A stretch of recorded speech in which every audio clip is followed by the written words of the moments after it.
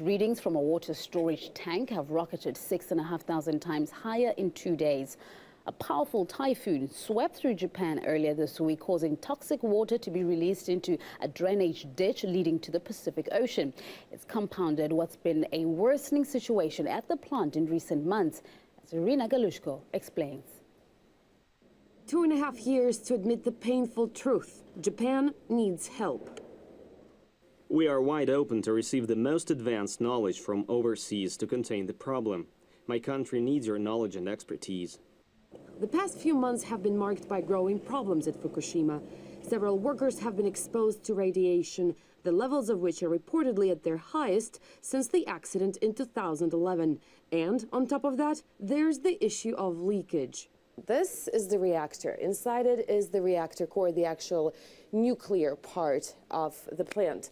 This is water which is used to cool the nuclear core so it doesn't burst in flames. That water obviously has to go somewhere, so it goes into a special container which is slightly below the reactor itself, where irradiated water is stored and then filtered. Unfortunately, at the Fukushima plant, the situation is such that this container with the irradiated water is located on the very seashore. This is the ocean. And the problem with the Fukushima is that there's a leak, supposedly, right here. So from there, the irradiated water is flowing into the Pacific Ocean. Sadly, Russia has a lot of experience to offer when it comes to wiping up remnants of a nuclear catastrophe. It has had its own deadly lesson a quarter of a century ago. Fukushima should be treated just like Chernobyl, as a wreck that must be retired and put in a sarcophagus. The problem with Fukushima is that they can't decide whether they want to close it or to keep it going. Closing the plant doesn't seem to be an option for TEPCO, the company operating the facility, which many in Japan blame for the failure to handle the Fukushima crisis. In fact, TEPCO is pushing towards reopening its Kashiwazaki Kariwa facility, the world's largest nuclear power station. It was shut down in 2007, following reports of radioactive leaks after a powerful earthquake.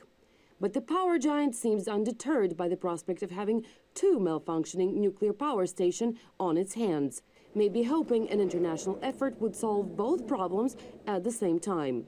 Irina Galushko, RT.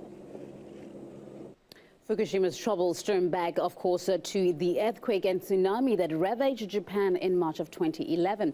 Now, it took a year for Japan's government to admit that the nuclear disaster was caused by the improper handling of the crisis, and the plant's operator, TEPCO, well, they say it could have been avoided. Now, 2 years after the crisis hit, radiation is recorded in local fish and a leak discovered at a storage tank with contaminated waters.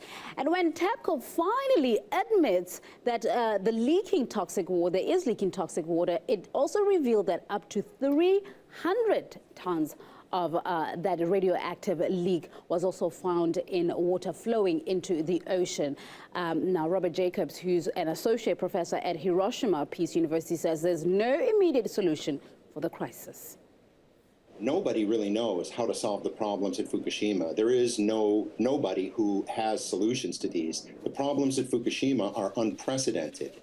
So even bringing in outside expertise, all that they can do is try to problem solve. There's no solution that other countries have that they can come in and fix the reactors, or rather shut down the contamination, shut down the leaks. So even other countries coming in and bringing their expertise will hopefully bring more professionalism than TEPCO has shown in the last 2.5 years. But even those experts will be at a loss as to how to solve the immense problems that we'll be facing for decades in Fukushima.